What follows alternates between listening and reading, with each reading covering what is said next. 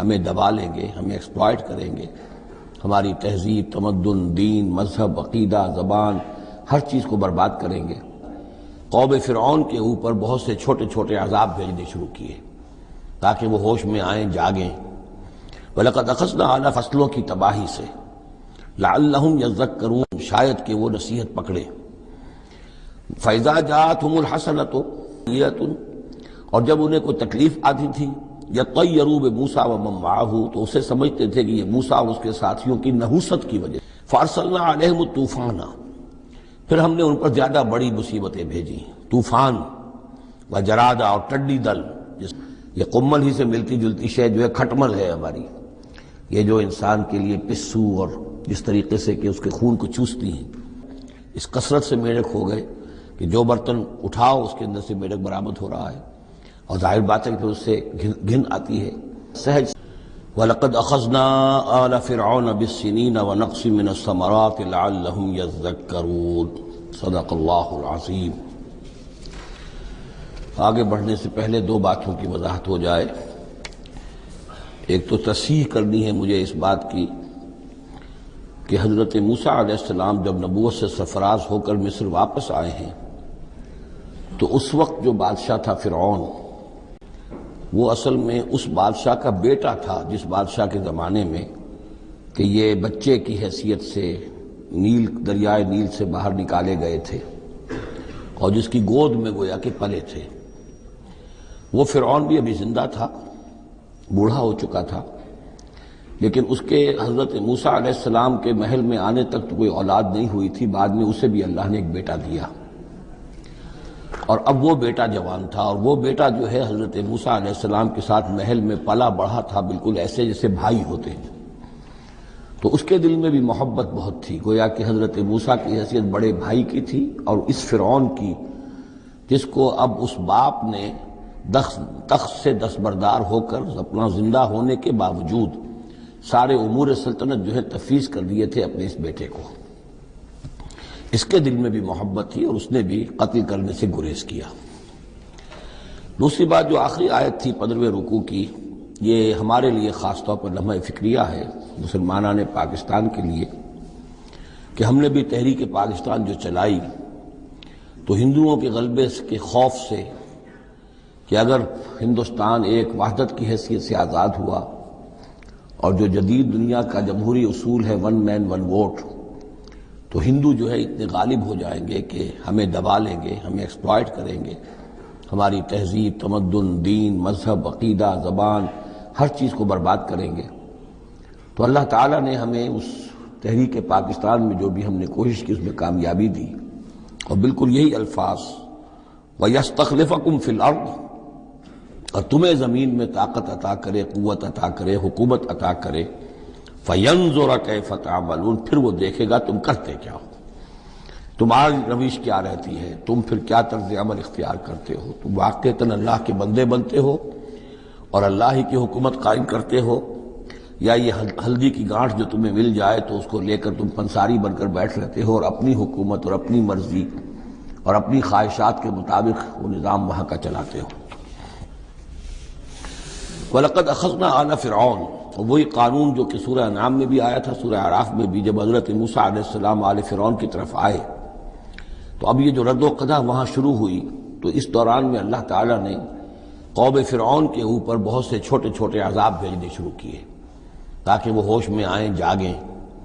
وَلَقَدْ أَخَذْنَا آلَ فِرْعَوْنَ، اور ہم نے پکڑا فرعون والوں کو بِالسِّنِينَ، بار بار قحط آ رہے ہیں، وَنَقْصٍ مِّنَ الثَّمَرَاتِ، اور فصلوں کی تباہی سے، لَعَلَّهُمْ يَذَّكَّرُونَ، شاید کہ وہ نصیحت پکڑے۔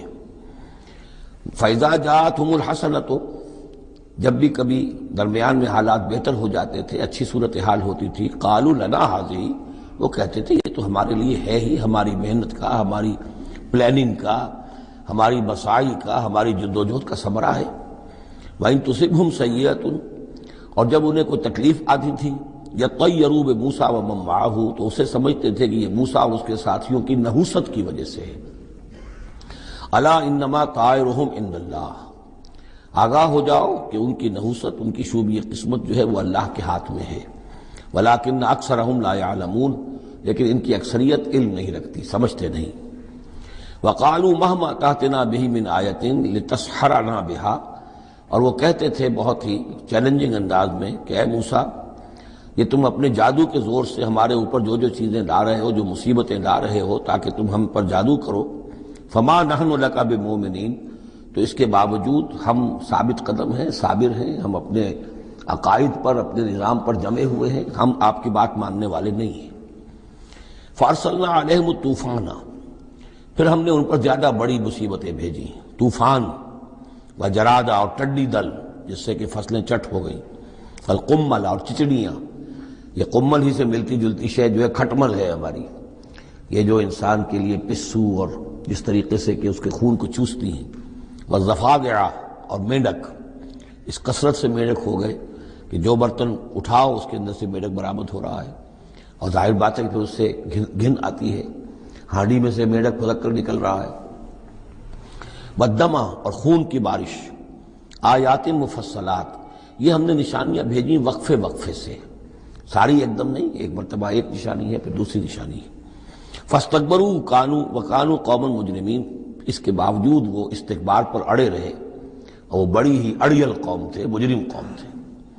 ولما وقع علیہم الرجس، اور جب ان پر وہ مصیبت آ جاتی تھی، یعنی یہ کہ ہوتے ہوتے اب ان کی جو اکڑ خونی ہے اس میں کم سے کم یہ کمزوری واقع ہو گئی، یہ نرمی واقع ہو گئی جو آگے آ رہی ہے۔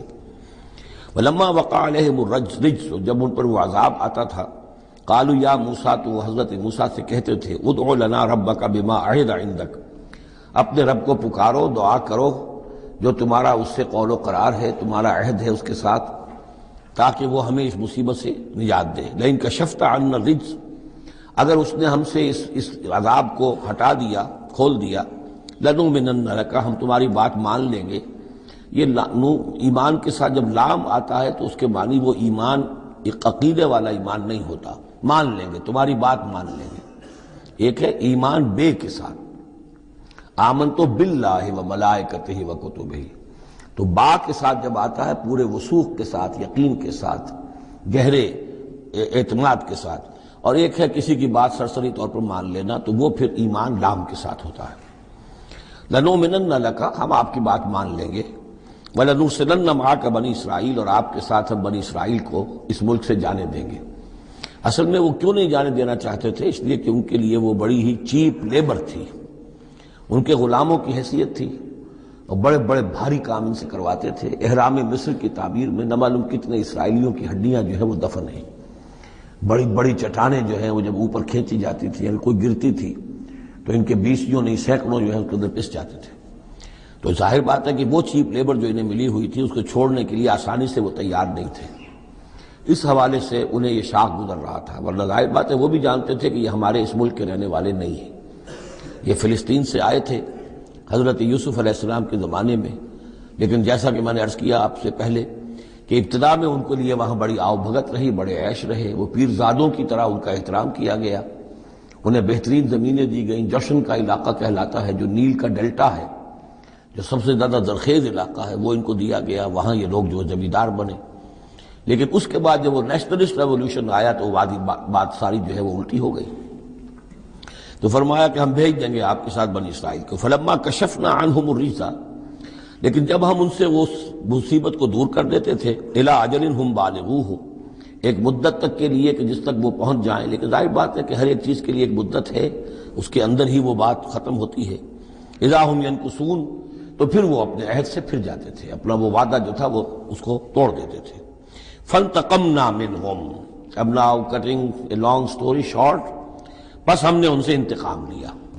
فاغرقناہم فی الیم، اور ہم نے انہیں سمندر میں غرق کر دیا، بأنہم کذبوا بآیاتنا، اس لیے کہ انہوں نے ہماری آیات کو جھٹلایا، وکانوا عنہا غافلین، اور یقیناً وہ ہماری ان آیات سے تغافل برتتے رہے۔ وَأَوْرَثْنَا الْقَوْمَ الَّذِينَ كَانُوا يُسْتَضْعَفُونَ مَشَارِقَ الْأَرْضِ وَمَغَارِبَهَا الَّتِي بَارَكْنَا فِيهَا، اور وارث بنا دیا ہم نے اس زمین کے مشرق و مغرب کا جس کو کہ ہم نے بابرکت بنایا ہے۔ یہاں میں مشارق الارض آ کر ذرا بات کے سمجھنے میں مشکل ہو جاتی ہے، یہ خاص ایک ترتیب ہے رزم کے حوالے سے۔ مراد یہ ہے کہ اس زمین کا وارث بنا دیا جس زمین کو ہم نے بابرکت بنایا ہے، اس کے مشرق اور مغرب پر قبضہ دلا دیا اس قوم کو کہ جس کو دبا لیا گیا تھا۔ یہ زمین فلسطین ہے، ارض فلسطین، اس لیے کہ قرآن مجید میں بھی ہے الذی بارکنا حولہ سبحان الذی اسری بعبدہ لیلا من المسجد الحرام الى المسجد الاقصی الذی بارکنا حولہ لنریہ من آیاتنا۔ تو یہ سرزمین فلسطین جو ہے یہ اس اعتبار سے بھی مبارک ہے کہ سینکڑوں انبیاء یہاں رہے اور دفن ہوئے، حضرت ابراہیم علیہ السلام کے بعد سے لے کر، اور یہ کہ نہ معلوم کتنے طویل عرصے تک یہ انبیاء کا مدفن بھی رہا اور ان کا مسکن بھی رہا۔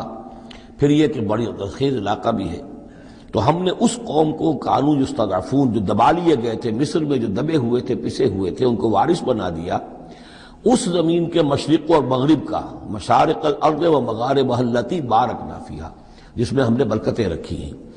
وتمت کلمۃ ربک الحسنی علی بنی اسرائیل، اور تیرے رب کی اچھی بات، اچھا وعدہ بنی اسرائیل کے حق میں پورا ہو گیا، بما صبروا، جو صبر انہوں نے کیا، یعنی جو بھی سختیاں آئیں حضرت موسیٰ علیہ السلام کے ساتھ، جو بھی لوگ ان میں سے ایمان لائے تھے، انہوں نے واقعتاً ثابت قدمی دکھائی، اور یہ کہ اس صبر کی وجہ سے اللہ تعالیٰ کا وعدہ ان پر پورا ہوا۔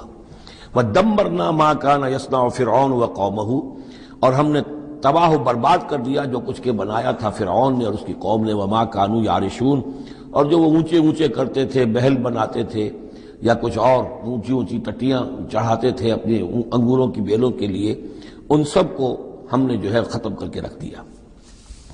اب یہ جو تھا ان کا سفر مصر سے اور جو یہ صحرائے سینا تک آئے، اس کا تذکرہ جو ہے کئی مرتبہ اس سے پہلے مدنی صورتوں میں بھی آ چکا ہے، لیکن اب کچھ واقعات وہ بیان ہو رہے ہیں کہ جو اس ایکسوڈس کے بعد، اسے ایکسوڈس کہتے ہیں، کتاب الخروج، یعنی یہ جو باب ہے اولڈ ٹیسٹمنٹ کا، ایکسوڈس، نکلنا، مصر سے نکلنا، اس کے حالات۔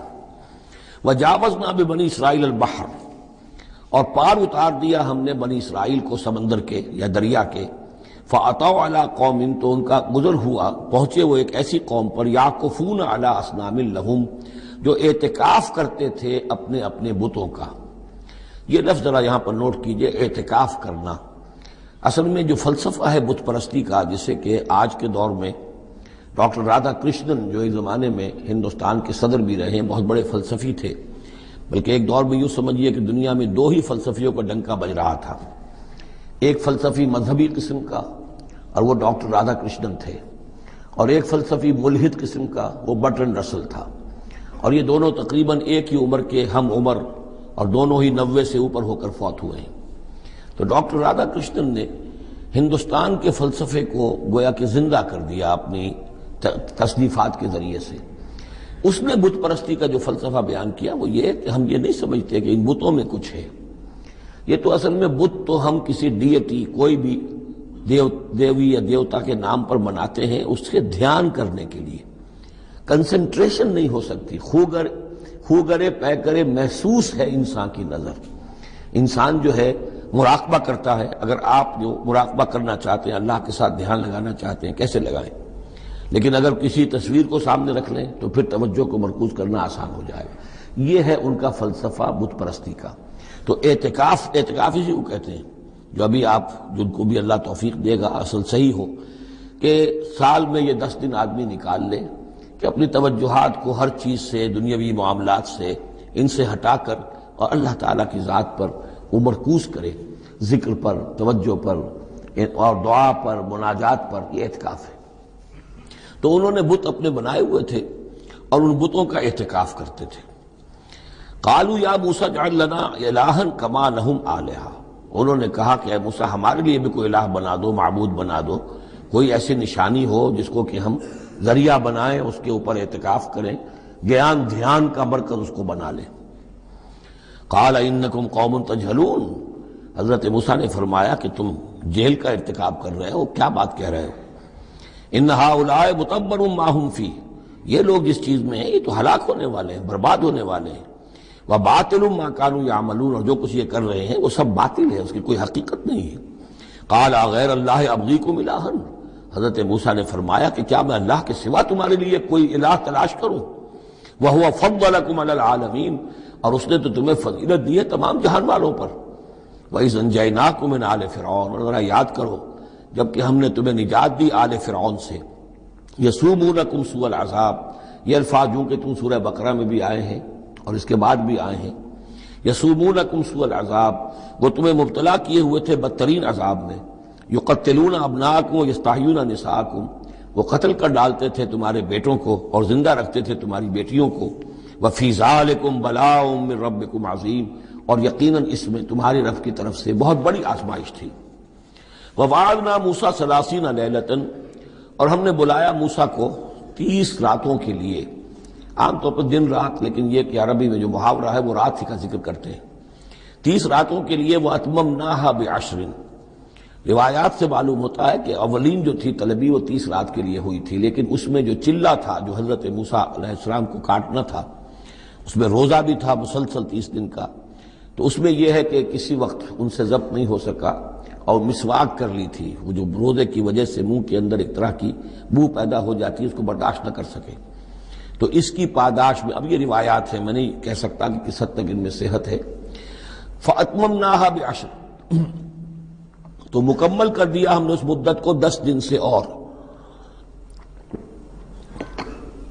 فَتَمَّ مِيقَاتُ رَبِّهِ 40 لیلہ، تو وقت مدت پوری ہو گئی اس کے رب کی، یعنی 40 راتیں. یہیں سے ہمارے ہاں تصوف میں اہل صوفیہ نے 40 کا یہ چلہ کشی، 40 دن 40 رات کا چلہ کاٹنا، یہ جو ہے نکالا ہے.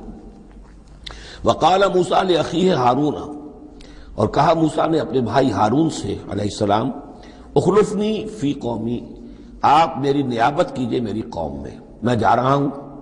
مجھے اللہ تعالیٰ نے طلب فرمایا کوہ طور پر. واصلح، اور دیکھیے اصلاح کرتے رہیے. ولا تتبع سبیل المفسدین، اور فساد مچانے والوں کے راستے کی پیروی نہ کیجیے گا.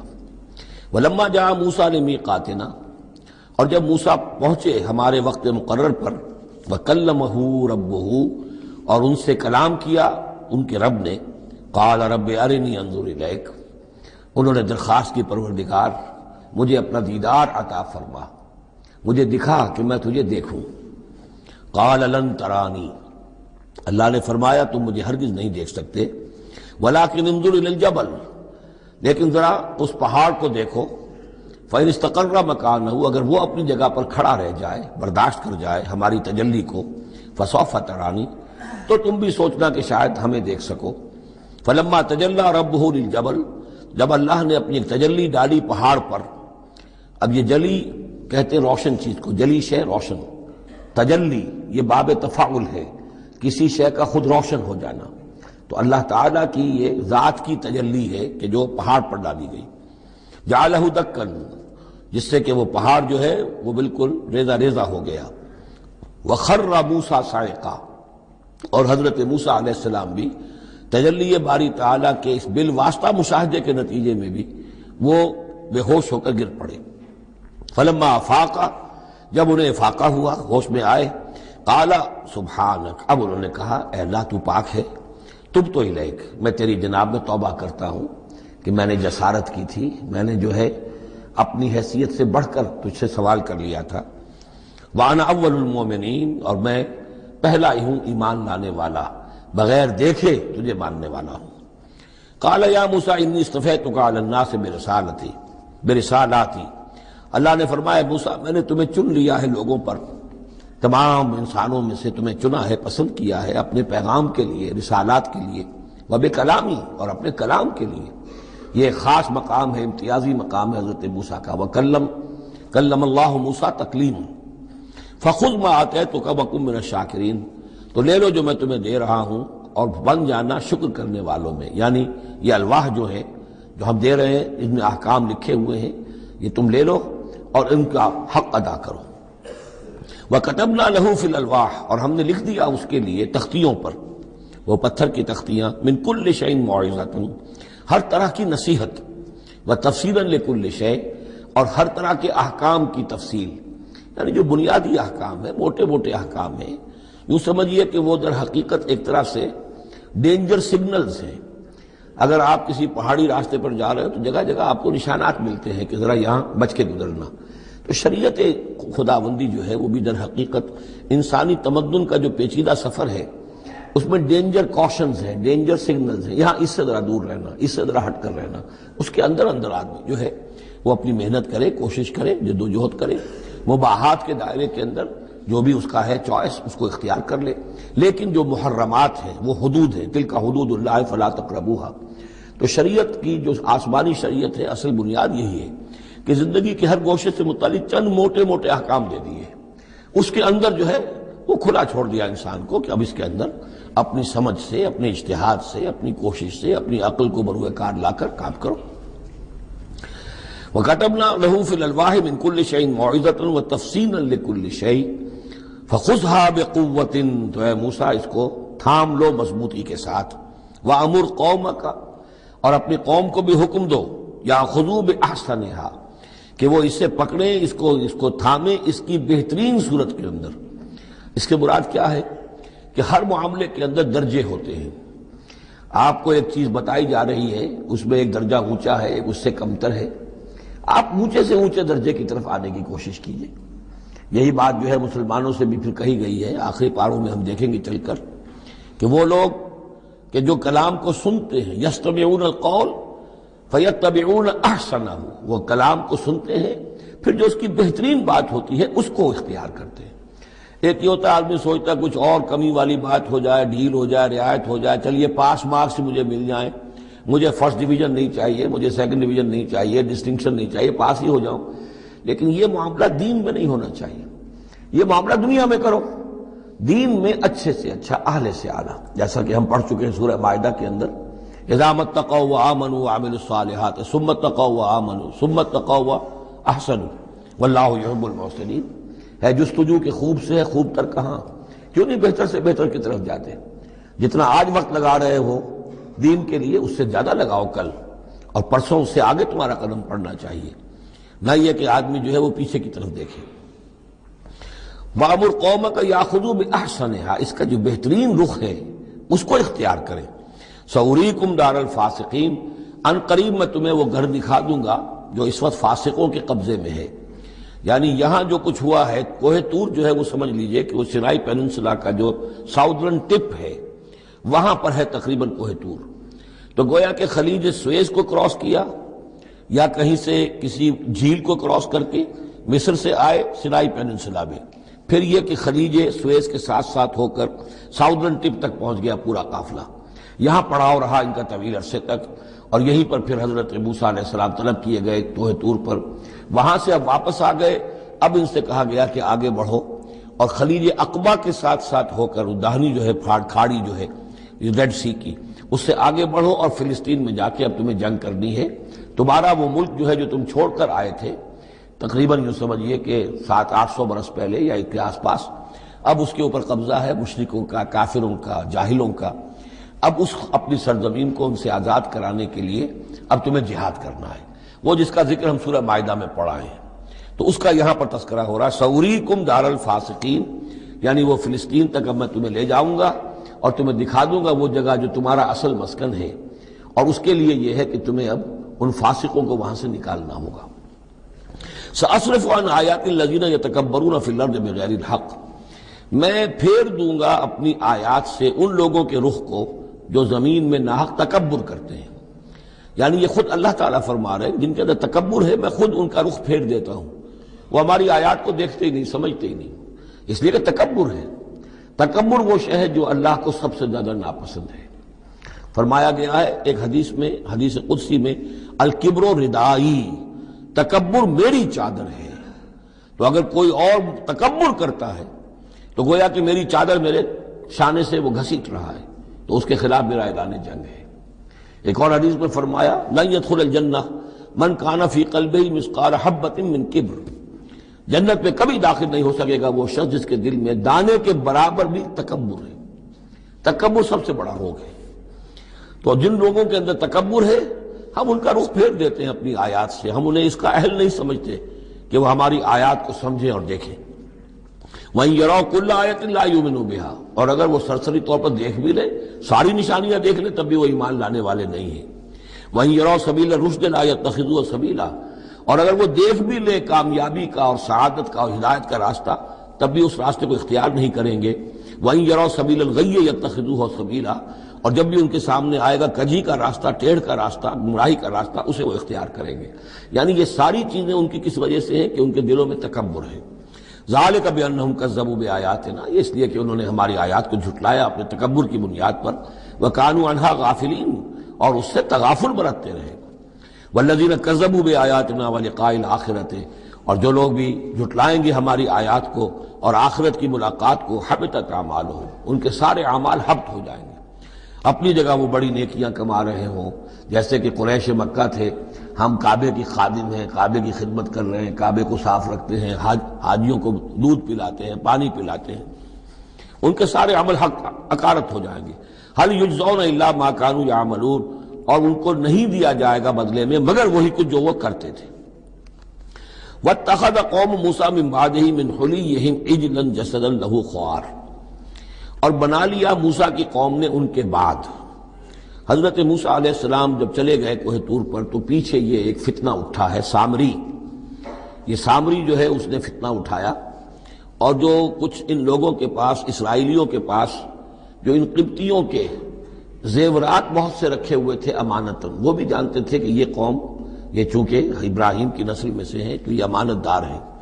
جب یہ وہاں سے چلے تو وہ سارے جو ہیں وہ زیورات بھی وہ لے کر آ گئے تھے اپنے دشمنوں کے، ان زیورات کو لے کر اس نے گلایا، آگ میں تبایا، گلایا، اور اس سے ایک بچھڑے کی شکل بنائی، اور کچھ ایسی کاریگری رکھی کہ اس میں سے ہوا جب گزرتی تھی ایسے سوراخ رکھ دیے کہ اس میں سے ایسی آواز آتی تھی جیسے کہ بچھڑا جو ہے وہ بول رہا ہے، اور اس نے کہا یہ ہے تمہارا خدا۔ یہ موسیٰ تو بھول گیا، موسیٰ کو مغالطہ ہو گیا، وہ کہاں گیا ہے، کس خدا سے ملنے گیا، خدا تو یہ ہے۔ اور اس میں بھی ایک اور بات دوسری جگہ پر آ جائے گی، یہاں تو نہیں ہے، کہ حضرت موسیٰ علیہ السلام اصل میں اپنے اشتیاق اور محبت اور شوق اور جذبے کی وجہ سے قبل از وقت چلے گئے تھے، جو وقت معین تھا کوہ طور پر آنے کا اس سے پہلے۔ تو اللہ نے جواب طلبی کی تھی، ما عجلک عن قومک یا موسیٰ، اے موسیٰ اپنی قوم کو چھوڑ کر پہلے کیسے آ گئے ہو؟ اور انہوں نے جواب دیا، اجلت الیک رب لترضیٰ، پروردگار میں جلدی آیا تاکہ تو راضی ہو جائے، تو میرا شوق دیکھ، میرا اشتیاق دیکھ، تیری محبت، تجھ سے گفتگو اور کلام کی جو میرے اندر شوق ہے اس کی وجہ سے آیا ہوں۔ تو گویا کہ وہ تو شاباش کی توقع رکھتے تھے، یہاں ڈانٹ پڑ گئی۔ ما عجلک عن قومک یا موسیٰ قال عجلت الیک رب لترضیٰ، لیکن اللہ نے فرمایا فإنا فتنا قومک من بعدک، تمہاری اس عجلت کی وجہ سے ہم تمہاری قوم کو تمہارے بعد فتنے میں ڈال چکے ہیں۔ تو جلدی خیر کے لیے بھی نہیں کرنی چاہیے، خیر کے کام کو بھی عین وقت پر سہج پکے سو میٹھا ہو۔ تو اضلهم سامری نے انہیں گمراہ کر دیا ہے، وہ تذکرہ ہو رہا ہے۔ من حلیہم، زیوروں سے، عجلا جسدا، ایک بدن سا بنایا بچھڑے کا سا، لہو خوار، جس میں گائے کی سی آواز آتی تھی۔ الم یروا انہ لا یکلمہم، کیا انہوں نے یہ نہیں غور کیا کہ وہ نہ ان سے بات کر سکتا ہے، وہ گدھے کی سی یا گھوڑے کی سی یا بچھڑے کی سی آواز سے تو کوئی بات نہیں بنتی۔ ولا یہدیہم سبیلا، نہ انہیں وہ کوئی راستہ بتا سکتا ہے۔ اتخذوہ وکانوا ظالمین، انہوں نے اسی کی عبادت شروع کر دی، اسے معبود بنا لیا، اور وہ تھے بہت ظالم۔ ولما سقط فی ایدیہم ورأوا انہم قد ضلوا، اور جب ان کے ہاتھوں کے طوطے اڑ گئے، پچھتاوا ہوا، یعنی ان میں سے بھی گویا کہ 3 حصوں میں قوم تقسیم ہو گئی۔ ایک قوم، بڑا حصہ قوم کا وہ رہا جو اس گناہ میں شریک نہیں ہوا، ایک حصہ وہ تھا کہ جو کچھ دیر کے لیے شریک رہا لیکن فوراً ہوش میں آ گیا بعد میں، تیسرا حصہ وہ تھا جو حضرت موسیٰ علیہ السلام کی واپسی تک اس پر اڑا رہا، جازم رہا۔ تو یہاں اس درمیانی طبقے کا ذکر ہو رہا ہے۔ وَلَمَّا سُقِطَ فِي أَيْدِيهِمْ وَرَأَوْا أَنَّهُمْ ضَلُّوا، جب ان کے ہاتھوں کے طوطے اڑ گئے، ان کے پچھتاوا طاری ہوا، اور انہوں نے سوچا ہم تو گمراہ ہو گئے، یہ ہم کیا کر بیٹھے۔ قَالُوا لَئِن لَّمْ يَرْحَمْنَا رَبُّنَا، انہوں نے کہا کہ اگر ہمارے رب نے ہم پر رحم نہ فرمایا، وَيَغْفِرْ لَنَا، اور اگر ہمیں بخش نہ دیا، لَنَكُونَنَّ مِنَ الْخَاسِرِينَ، تو ہم تو ہو جائیں گے بہت خسارے والوں میں سے۔ وَلَمَّا رَجَعَ مُوسَىٰ إِلَىٰ قَوْمِهِ غَضْبَانَ أَسِفًا، تو جب موسیٰ لوٹے اپنی قوم کے پاس، غضبان آصفا، غضبان یہ فعلان کے وزن پر، رحمان کے وزن پر، نہایت غضبناک۔ حضرت موسیٰ علیہ السلام کا مزاج بھی جلالی تھا، پھر یہ کہ اتنی بڑی گمراہی، اور یہ اللہ تعالیٰ نے کوہ طور ہی پر بتا دیا تھا کہ تمہاری قوم پیچھے فتنے میں پڑ چکی ہے اور وہ گمراہ ہو چکی ہے۔ فَإِنَّا فَتَنَّا قَوْمَكَ مِن بَعْدِكَ وَأَضَلَّهُ السَّامِرِي، تو وہاں سے آئے ہی ہیں تو غضبناک تھے، غضبان آصفا، نہایت افسوس میں بھی اور سخت غضبناک۔ قال بئس ما خلفتمونی من بعدی، یہ خطاب حضرت ہارون سے بھی ہو سکتا ہے اور اپنی پوری قوم سے بھی ہو سکتا ہے۔ بری ہے میری نیابت جو تم نے کی ہے میرے بعد، عاجلتم امر ربکم، تم نے اپنے رب کے معاملے کے اندر جلدی کی، میرا انتظار کرتے، اگر اس نے کچھ بنا ہی دیا تھا، کوئی شوبدہ دکھایا تھا، میرے آنے تک انتظار کر لیتے، میں تمہیں بتاتا اس کی حقیقت کیا ہے۔ وَأَلْقَى الْأَلْوَاحَ، اور انہوں نے وہ جو تختیاں لے کر آئے تھے کوہ طور سے تورات والی، وہ تو ایک طرف ڈال دیں۔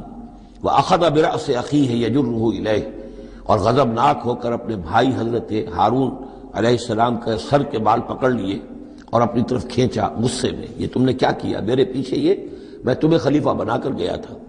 قال ابن امہ، انہوں نے کہا اے میرے ماں جائے، اے میرے ماں کے بیٹے، ان القوم استضعفونی، قوم نے مجھے دبا لیا تھا، مجھے بے بس کر دیا تھا، وقادوا یقتلوننی، اور وہ تو میرے قتل پر آمادہ ہو گئے تھے، میں نے انہیں روکا، میں نے منع کیا، لیکن وہ اس درجے اس معاملے کے اندر آگے بڑھ گئے تھے، قادوا یقتلوننی، وہ تو مجھے قتل کرنے پر آمادہ تھے۔ فلا تشمت بی الاعداء، تو دیکھیں اب مجھ پر آپ دشمنوں کو ہنسنے کا موقع نہ دیں۔ ایک تو آپ کے پیچھے انہوں نے مجھے دبایا، میری توہین کی، مجھے قتل کرنے تک پر آمادہ ہو گئے، اب وہ دیکھیں گے کہ موسیٰ بھی آئے ہیں تو میرے بال آپ پکڑ کر کھینچ رہے ہیں اور میری توہین کر رہے ہیں، تو اس پر تو دشمن اور ہنسے گا۔ فلا تشمت بی الاعداء، شماتت اعداء یہ ہمارے ہاں پھر اردو زبان میں محاورہ ہے۔ ولا تجعلنی مع القوم الظالمین، اور مجھے ان ظالموں کے ساتھ نہ کر دیجئے، میں ان کے ساتھ نہیں ہوں، نہ میں نے ان کے ساتھ اتفاق کیا ہے، میں روکتا رہا، منع کرتا رہا۔ قال رب اغفر لی ولأخی، اب حضرت موسیٰ نے دعا کی اللہ سے، پروردگار بخش دے مجھے بھی اور میرے بھائی کو بھی، وادخلنا فی رحمتک، اور ہمیں داخل فرما اپنی رحمت میں، وانت ارحم الراحمین، اور یقیناً تو ہے تمام رحم کرنے والوں میں سب سے بڑھ کر رحم فرمانے والا۔ ان الذین اتخذوا العجل سینالہم غضب من ربہم، اب یہ فیصلہ انہوں نے دیا، یقیناً جن لوگوں نے اس بچڑے کو اپنا معبود بنایا، ان قریب ان پر آئے گا غضب ان کے رب کی طرف سے، گویا کہ قتل مرتد کی سزا جس کا ذکر ہم سورہ بقرہ میں پڑھ چکے ہیں۔ وذلۃ فی الحیات الدنیا، دنیا میں ذلت بھی آئے گی، وکذالک نجزی المفترین، اور اسی طریقے سے بہتان باندھنے والوں کو، جھوٹ گھڑنے والوں کو ہم جزا دیتے ہیں۔ والذین عملوا السیئات ثم تابوا من بعدها وآمنوا، البتہ جن لوگوں نے کچھ دیر کے لیے یہ غلط کام کیا تھا لیکن پھر وہ توبہ کر لی انہوں نے، من بعدها اس کے بعد، وآمنوا اور ایمان لے آئے، ان ربک من بعدها لغفور الرحیم، تو یقیناً اس کے بعد آپ کا رب جو ہے غفور الرحیم ہے۔ جن سے عارضی طور پر یہ بات ہو گئی تھی پھر انہوں نے توبہ کر لی، ان کے لیے تو مغفرت ہے، اللہ تعالیٰ معاف فرمائے گا، غفور الرحیم ہے۔ البتہ جو اب تک اس پر اڑے رہے ہیں ان کے لیے یہ حد جاری کی جائے گی۔ یہ بالکل ایسے ہی جیسے سورہ مائدہ میں ہم نے پڑھا ہے محاربے والی آیت میں، کہ اگر کوئی ڈاکو ہیں، راہزن ہیں، کوئی ملک کے اندر فساد مچا رہے ہیں، تو اگر اس سے پہلے کہ تم ان پر قابو پاؤ اگر وہ توبہ کر لیں تو پھر ان کے لیے معاملہ اور ہوگا، پھر ان کے ساتھ نرمی بھی ہو سکتی ہے، معاف بھی کیا جا سکتا ہے، لیکن اگر قابو پا لو تو پھر ان کی سزا بہت سخت ہے، لیکن قابو پانے سے پہلے توبہ کر لیں تو ان کے لیے نرمی۔ اسی طرح یہاں معاملہ ہے۔ وَلَمَّا سَكَتَ عَنْ مُوسَى الْغَضَبُ، جب موسیٰ کا غصہ کو ٹھنڈا پڑا، أَخَذَ الْأَلْوَاحَ، اب انہوں نے وہ تختیاں اٹھائیں، وَفِي نُسْخَتِهَا هُدًى وَرَحْمَةٌ لِّلَّذِينَ هُمْ لِرَبِّهِمْ يَرْهَبُونَ، اور اس کی تحریر میں لکھا ہوئی تھی رحمت، ہدایت بھی اور رحمت بھی ان لوگوں کے حق میں جو اپنے رب سے ڈرتے ہیں، اپنے رب کا تقوی اور خوف رکھتے ہیں۔ وَاخْتَارَ مُوسَىٰ قَوْمَهُ 70 رَجُلًا لِمِيقَاتِنَا، اب ایک تو سزا دے دی گئی، ایک تو پرج ہو گئی، اور یہودی جو ہیں جنہوں نے کہ آخری وقت تک اس کے اوپر قائم رہے انہیں قتل کر دیا گیا۔ اب اس کے بعد ایک اجتماعی توبہ کے لیے حضرت موسیٰ علیہ السلام نے اپنی قوم کے 70 سرکردہ افراد کو لیا، واختارا چن لیا، اختارا موسیٰ قومہ 70 رجلا لمیقاتنا، اللہ تعالیٰ ہی نے طلب فرمایا ہے ہمارے وقت مقررہ کے لیے چن لیے موسیٰ نے اپنی قوم میں سے 70 سرکردہ افراد۔ فلما اخذتهم الرجفۃ، جب وہ آئے ہیں کوہ طور پر یا اس کے قریب تو ان کے اوپر کپ کپ کی طاری ہو گئی یا زلزلے نے آ پکڑا، یعنی وہ ایک سخت ترین جو ہے ان کے لیے پھر خوفناک صورت پیدا کر دی گئی۔ قال رب، حضرت موسیٰ نے عرض کیا پروردگار، لو شئت اہلکتہم من قبل وإیایا، اگر تیری مشیت یہی تھی تو اس سے پہلے ہی ہمیں بھی ہلاک کر سکتا تھا، مجھے بھی کر سکتا تھا، انہیں بھی کر سکتا تھا، خطا کار تو ہم ہیں، غلطی ہوئی ہے، لیکن بہرحال ہم نے اتنا بڑا کفارہ بھی دے دیا ہے۔ اپنی قوم کے اتنے لوگوں کو اپنے ہاتھوں ذبح بھی کیا ہے، لیکن یہ کہ اگر ہلاک ہی کرنا تھا جو اس وقت شکل ہو رہی ہے تو پہلے قدم پر بھی تو ہلاک کر سکتا تھا۔ لو شئت اہلکتہم من قبل وإیایا، اگر تو چاہتا تو ہلاک کر دیتا ان سب کو بھی اور مجھے بھی۔ اتہلکنا بما فعل السفہاء منا، کیا تم ہمیں ہلاک کر دے گا ہمارے کچھ بے وقوف لوگوں کی حرکت کی وجہ سے؟ ہمارے ہاں کچھ بے وقوف تھے جنہوں نے حرکت کی تھی، اور ان کی وجہ سے کیا پوری قوم کو ہلاک کر دے گا؟ ان ہی الا فتنتک، نہیں یہ تیری طرف سے ایک آزمائش ہے۔ تضل بہا من تشاء، تو گمراہ کرتا ہے اس کے ذریعے سے جس کو چاہتا ہے، وتہدی من تشاء، اور ہدایت دیتا ہے جس کو چاہتا ہے۔ انت ولینا، تو ہمارا ولی ہے، ہمارا ساتھی ہے، پشت پناہ ہے، مولا ہے۔ فاغفر لنا، بس ہمیں بخش دے، ہماری گناہ کو معاف فرما، ورحمنا، ہم پر رحم فرما، وانت خیر الغافرین، اور یقیناً تمام بخشنے والوں میں تو سب سے بہتر بخشنے والا ہے۔ واکتب لنا فی ہذہ الدنیا حسنہ وفی الآخرہ، ہمارے لیے اس دنیا کی زندگی میں بھی حسنہ لکھ دے، طے کر دے۔ اب دیکھیے یہ دعا کر رہے ہیں حضرت موسیٰ اپنی قوم کے لیے، بنی اسرائیل کے لیے، واکتب لنا فی ہذہ الدنیا حسنۃ وفی الآخرہ، وہی الفاظ ربنا آتنا فی الدنیا حسنۃ وفی الآخرۃ حسنۃ وقنا عذاب النار۔ تو لکھ دے، طے کر دے کہ ہمارے لیے دنیا میں بھی حسنہ ہو، آخرت میں بھی۔ انا ہدنا الیک، ہم تیری جناب میں توبہ کرتے ہیں، رجوع کرتے ہیں، جو خطا ہو گئی ہے اس کا اعتراف کرتے ہوئے معافی چاہتے ہیں۔ قال عذابی اصیب بہ من اشاء، اللہ نے فرمایا جہاں تک میرے عذاب کا تعلق ہے وہ تو اس میں تو میں مبتلا کروں گا جس کو چاہوں گا۔ ورحمتی وسعت کل شیء، تم رحمت کا سوال کر رہے ہو تو ایک رحمت تو میری وہ ہے جو ہر شے کے شامل حال ہے، ہر شے کا وجود میری رحمت سے ہے، اس کا بقا میری رحمت سے ہے، اس کا تسلسل میری رحمت سے ہے۔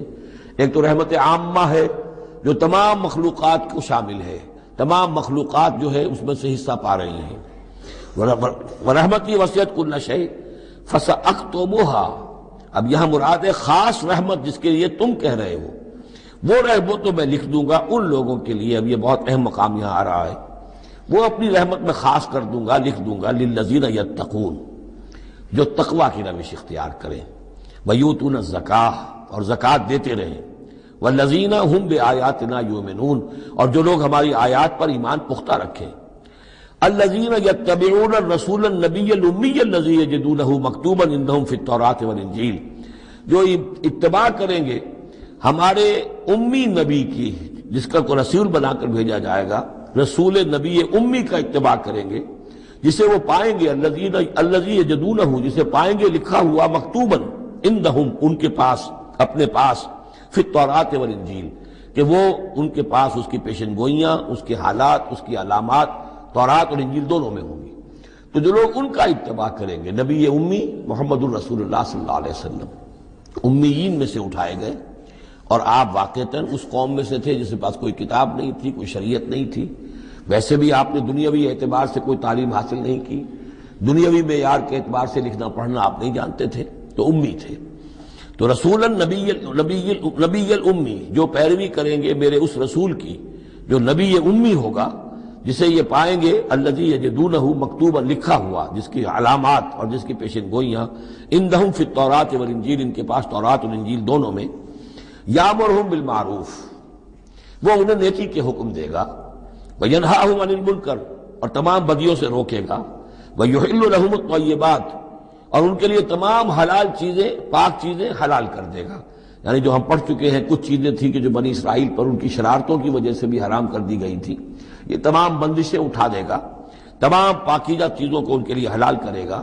وَيُحَرِّمُ عَلَيْهِمُ الْخَبَائِثَ، اور جتنی خبیث ناپاک چیزیں ہیں انہیں حرام قرار دے گا۔ وَيَضَعُ عَنْهُمْ إِصْرَهُمْ وَالْأَغْلَالَ الَّتِي كَانَتْ عَلَيْهِمْ، اور ان سے اتار دے گا، دور کر دے گا، انہیں نجات دے گا ان کے بوجھوں سے اور ان کی ان توقوں سے کہ جو ان کے اوپر پڑے ہوئے ہوں گے۔ یعنی مختلف رسوم اور رواج، ان کے توق جو لوگ باندھ لیتے ہیں اپنے گلوں کے اندر، چاؤ چاؤ میں کچھ لوگ دولت والے جو ہیں وہ نئی نئی رسمیں ایجاد کرتے ہیں، نئے نئے تہوار ایجاد کرتے ہیں، نئی نئی جو ہے اور تقریبات کا چرچا ہو جاتا ہے۔ غریبوں کے لیے پھر ان کو پورا کرنا پڑتا ہے، شادی بیاہ کی یہ تقریبات ہیں۔ اب جن کے پاس حرام کی دولت کے انبار جمع ہیں، ان کے لیے تو اپنی دولت مندی کے اظہار کا موقع ہے، کیسے پتہ چلے گا ہم دولت مند ہیں؟ اسی طریقے سے جیسے کہ ہندوؤں کے ہاں منیے کی دولت یا لگتی تھی مکان پر یا بیاہ شادی پر، باقی کھانا پینا ان کے ہاں نہیں تھا، نہ اچھا پہننا، نہ اچھا کھانا، نہ اچھا پینا، لیکن مکان بنائیں گے تو عالیشان، اور دوسرے یہ کہ شادی کریں گے تو پھر ٹھاٹ کے ساتھ۔ یہی ہمارے ہاں بھی معاملے چلے آ رہے ہیں، وہ ہندوانہ پس منظر ہے اور اس میں رسومات ہیں۔ اب یہ امیروں کے لیے تو چونچلے ہیں، غریبوں کے لیے یہ اسر اور اغلال ہیں۔ اسر وہ بوجھ کو جن کو لے کے چل نہ سکے، نتیجہ کیا نکلتا ہے؟ بچیاں بیٹھی ہوئی ہیں، ہاتھ پیلے نہیں ہو سکتے، شادی نہیں ہو سکتی، نہ نومن تیل ہو، نہ رادہ ناچے، نہ سارے تقاضے پورے ہوں، نہ شادی ہو سکے۔ تو یہ جو اسر اور اغلال لوگوں نے، پھر یہ کہ جو سوشل ایولیوشن کہہ لیجئے یا جو بھی اس کے اندر تنزل ہوا ہے، جس کے نتیجے میں لوگوں کے اوپر طرح طرح کی قیدیں آ گئی ہیں، کہیں جو ہے وہ جاگیرداری نظام آ گیا ہے، اس کی قید ہے، کہیں بادشاہت ہے، امپیریلزم ہے، اس کی قید ہے، کہیں سرمایہ دارانہ نظام ہے، اس کا تشدد ہے۔ تو محمد جب آئیں گے، یہ اللہ تعالیٰ فرما رہے ہیں، ان تمام قیدوں سے نجات دلائیں گے، ان تمام بوجھوں سے نوع انسانی کو نجات دیں گے، عدل اور قسط کا نظام قائم کریں گے۔ تو وہ چاہے رسومات کی شکل میں ہو، اور چاہے یہ کہ ایک نظام ظالمانہ ایکسپلائٹیٹو اگر نظام ہے، ریپریسو نظام ہے، تو اس کو ہٹا کر